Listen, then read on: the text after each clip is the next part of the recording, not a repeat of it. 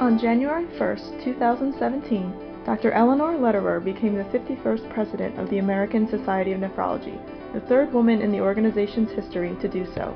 In this ASN Kidney News podcast, she speaks with ASN's Executive Vice President, Todd Ibrahim, on a variety of topics including what she considers some of the most exciting advances in nephrology, why she became a nephrologist, her thoughts on medical training, and music. So you love music, and you had a successful run in a band. I'm just curious, if your band could have opened for anyone, who would it have been? Believe it or not, of all the questions that you thought you might ask me, I spent a considerable amount of time thinking about this because it's pretty hard. My number one would have to be the Grateful Dead. Just no question about it. Even though our musical styles are very different, I just think that would have been phenomenal. But of course, they were kind of a long time ago. So if I think about if it were nowadays, some other bands come to mind. Most recently, I've been listening to a lot of the Dandy Warhols, who I like a lot because they're fun but they're dark, and I like that combination. The band that I played in was all classic rock covers, which is not dark, but I just think that they'd be great. I think they'd be just a lot of fun. So I'm trying to think of other bands that are fun but dark. So can you give us some examples? Well, let's see. I like the Hives, the Smiths. I think the Talking Heads would be an unbelievable band to be a part of. I can't imagine opening for them because their sets were so unique that it just, I don't know. I just can't imagine it. But I like Alice in Chains, Soundgarden, Meat Puppets, Joy Division, people like that. I also like a lot of what people call the more recent punk, like the Hives. That I guess of all the groups, the Hives are the ones that I do like the most. I like them better than the Strokes or some other kind of new punk groups that are out. But again, the Hives are sort of the same way. What they sing about is very dark, but their style is so upbeat. And the same goes for the Smiths. The Smiths are talking about dying while it has the most upbeat music in the world. So I'm just curious, when did you decide to become a nephrologist? Well, it wasn't until my third year of residency. Actually, I was interviewing for positions in internal medicine private practice in Houston, which is where I trained at Baylor College of Medicine. And I had 1 month that I was rounding on the general medicine service at our county hospital. My attending was the chief of the renal division, Wadi Suki. And it was one of those months where it seemed like every other patient was a kidney patient. I remember we had cases of malignant hypertension, flagrant lupus nephritis. We had a membranous glomerulopathy who ended up with a renal vein thrombosis. So some very, very unusual types of cases. And at the end of the rotation, he turned to me and said, "You seem to like nephrology. Do you want to be a renal fellow?" And I guess I thought about it for maybe 5 minutes and then said, sure. Really had never considered it before at all, but haven't regretted it for a moment. And for the record, that was 1981. That was clearly another downtime, I guess you would call it, in interest in nephrology, because if I had not agreed to become a renal fellow that year, they would have only had one first-year renal fellow, and this is for a huge program that covered 3 giant hospitals. So, that was a time when nephrology was not that attractive to residents. I believe it's cyclic. So, just on that topic, obviously mentorship and role modeling are really important. What did you learn from Dr. Suki? First of all, he was known as a researcher in divalent ion metabolism, but his approach to patients was what really grabbed me. He could take basic renal physiology and apply it to the patient in front of him. He had a real way also of being able to look at the whole patient, but then to dissect out the problems on a one-by-one basis and tackle each of them. And he was not the only one that did that. There were several other members of the renal division that could do the same thing. And I found that amazing. I really liked the fact that the approach to the patient was thoughtful and logical, that you looked at the whole patient. It wasn't just a single organ. You looked at the whole patient, but then you also were able to understand at a basic physiologic level what was going on for a particular nephrology issue. And I told myself that's the way I wanted to be. I wanted to be able to do the same thing. And you have done that. So you really, I know you have a big clinical load, so you see a lot of patients, but you also run a basic science lab. And I'm just wondering what's similar and what's changed between, say, where Dr. Suki was in the early 80s and where you are now near the end of the 2010s. Well, I'll tell you what, grant funding is a lot harder to get. Actually, there's quite a bit that has changed. Interestingly, the academic setup at Baylor was quite similar to what it is up here. Say the medical school that's affiliated with a number of different hospitals, both public and private, with the same sorts of tensions that exist when you have an administration of a private hospital, perhaps having a different agenda or different priorities than a medical school. But yeah, research funding was a lot easier to come by. I won't say that everybody always had a grant, but, Dr. Suki had research grants for a considerable amount of the time that I was there. I'm not sure exactly what the funding level was, but I've heard quotes that it was in the 30 percentile. And that, of course, is considerably different than it is now. I think that the types of patients that we were seeing is actually extraordinarily similar, so I don't think that has changed very much. Of course, it has changed where these patients are taken care of. When I was in training, you could admit practically anything to the hospital. Person had a bad headache, get them admitted. When we saw somebody who had proteinuria as an outpatient, they could get admitted for their entire proteinuria workup, including the biopsy, wait until the results of the biopsy came back, and start them on therapy. And of course, that doesn't happen now. One of the advantages for a trainee in having that opportunity was that you actually were able to see very easily and unfolding right in front of you how you do a workup on a certain clinical problem all the way to the very end to treatment. I think that's more challenging now because you don't admit a patient for an entire workup. You do most of the workup as an outpatient. They may or may not even get admitted for the biopsy, and then come back out to clinic where the decision on treatment is being made. So it may be a little bit harder sometimes for trainees to get that total evolution of an evaluation of a patient now. So if you had to define the transition from the primary care physician to the nephrologist, so if you have a population with kidney diseases, what do you see as sort of the ideal moment for that transition to occur? Well, I don't think that there's a single answer to that question because I honestly think that it is going to depend upon all three individuals involved, the patient, the primary care internist or family practitioner, whoever has been taking care of the patient, and the nephrologist. And I would predict that there are going to be some primary care providers who perhaps have a sub-interest in nephrology who are going to be very, very comfortable taking care of nephrology issues for a relatively extended period of time. And, maybe to a point where the disease is more advanced than other primary care providers who may, the minute that they see that there's 1+ proteinuria or that the creatinine has gone up to 1.3, may think to themselves, wow, I better get this checked out. So I think a lot of it is going to depend upon the relative comfort of the primary care provider, and it's also going to depend upon the time availability and the interest of the nephrologists. I know some nephrologists actually who still do practice internal medicine. So they have some patients that they see who are purely internal medicine patients. I'll admit those individuals are becoming more and more infrequent as the demands of nephrology patients kind of come into play.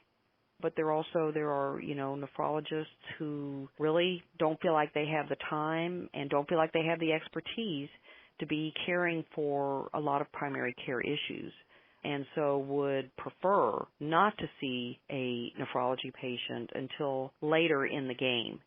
Now, that being said, I don't think any nephrologist out there wants to meet a patient the first time and have their first discussion be, what kind of dialysis do you want? That's not what I'm saying.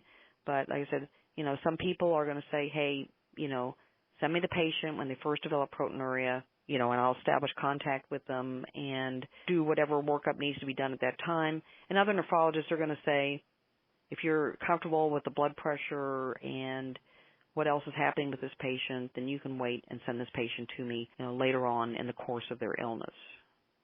So switching gears a little bit, so from your perspective, what are the most exciting areas of research into kidney diseases? I think that there are a lot of them. And I guess the first one that pops into my mind is the discovery of the variations in the APOL1 gene and the propensity for the development of kidney disease in African Americans. To me, this discovery started to provide an answer to a question that so many of us had asked for so many years.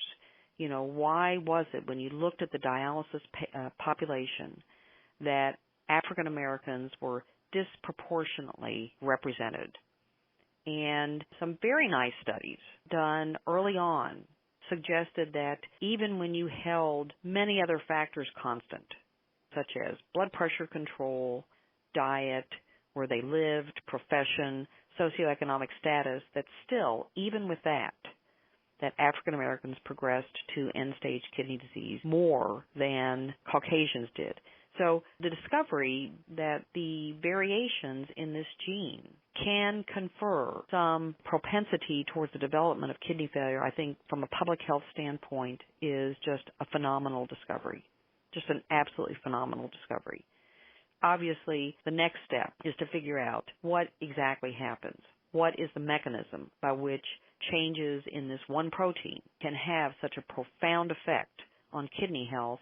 And then after that, what can we do about it? Is this a gene therapy thing, or would this be amenable to more conventional pharmacologic therapy? So that, to me, stands out as number one. I think another exciting shift in the way that we're thinking about kidney diseases is exemplified by the discovery that the antigen that produces, or antibodies against the antigen that produces membranous glomerulonephritis, is the PLAR2. That started everybody to thinking more about the glomerular diseases apart from the simple pathology. The pathology has done well for the years that we've used it. You look at the pathology, you see a pattern. The name of the disease is actually based on the pattern that they see on pathology. But all of us knew that that's what we were doing. We were just looking at the picture and describing the picture and calling it a disease, discovering, what appears to be a causative protein has allowed us now to start thinking in terms of pathophysiology, not simple pathology.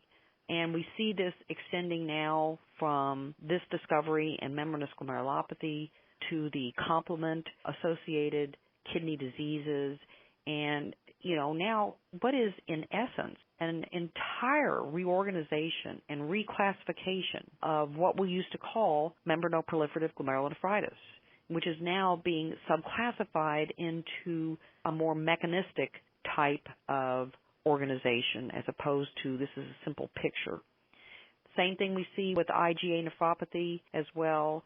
And, the next big one that's going to fall is focal glomerulosclerosis. We already know from some studies, some of them coming actually from the University of Louisville and other places, that there are differences in the composition of the matrix tissue that is deposited in focal glomerulosclerosis and the different types. And this, again, points towards the fact that, we had lumped a bunch of things together based on what the pathology picture looked like. Now we're going to be able to completely reclassify these illnesses, which then points towards much more individualized therapy for them. So I think that's another big shift in the way that nephrology is happening. I think two other areas, just the entire, how does acute kidney injury result in chronic kidney disease? I mean, this is something new and exciting. I can tell you that when I was in training, the teaching was you get acute kidney injury and you're going to get better from it. And we know now that, sure, you'll be able to come off dialysis if you need dialysis, but there are some subtle changes that occur. And these subtle changes, over time can lead to the development of chronic kidney disease. So understanding that is very important.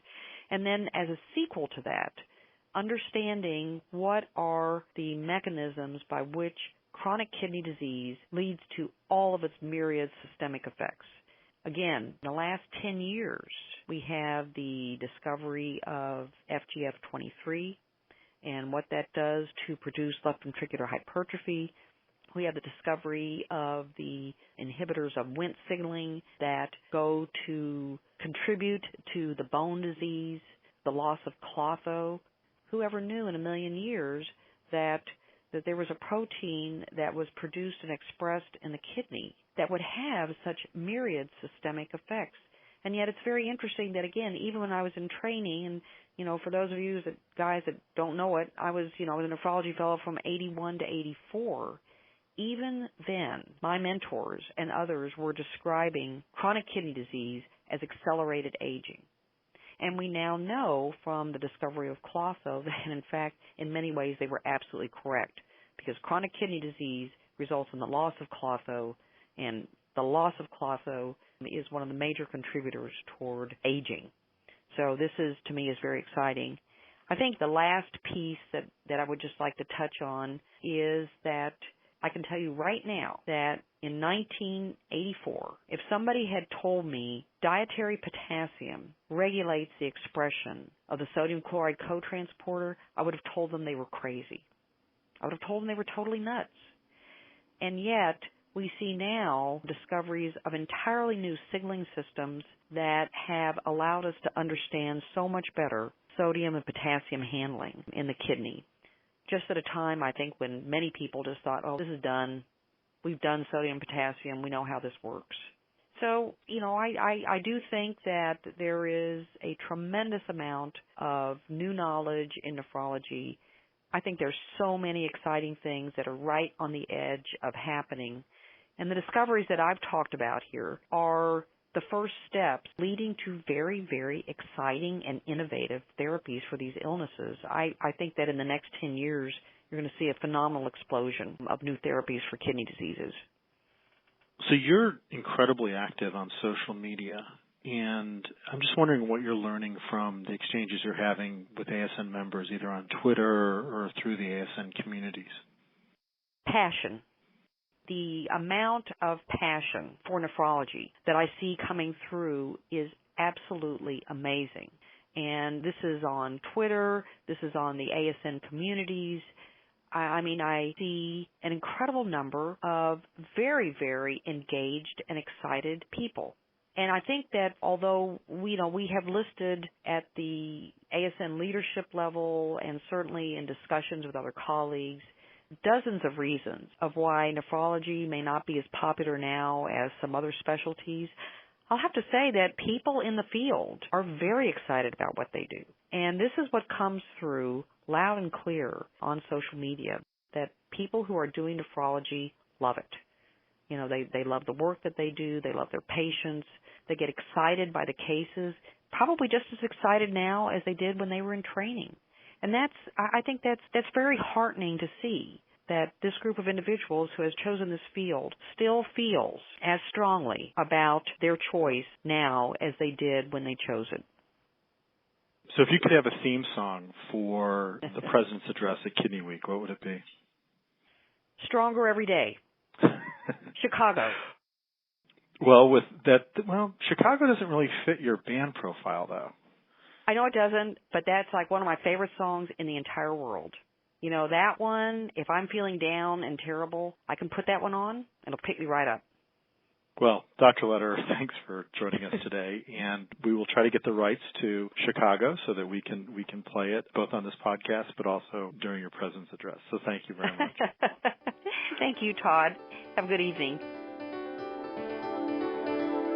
This podcast is copyrighted by the American Society of Nephrology, all rights reserved. All content in this podcast is for informational purposes only and is not intended to be medical advice. This podcast should not be used in a medical emergency or for the diagnosis or treatment of any medical condition.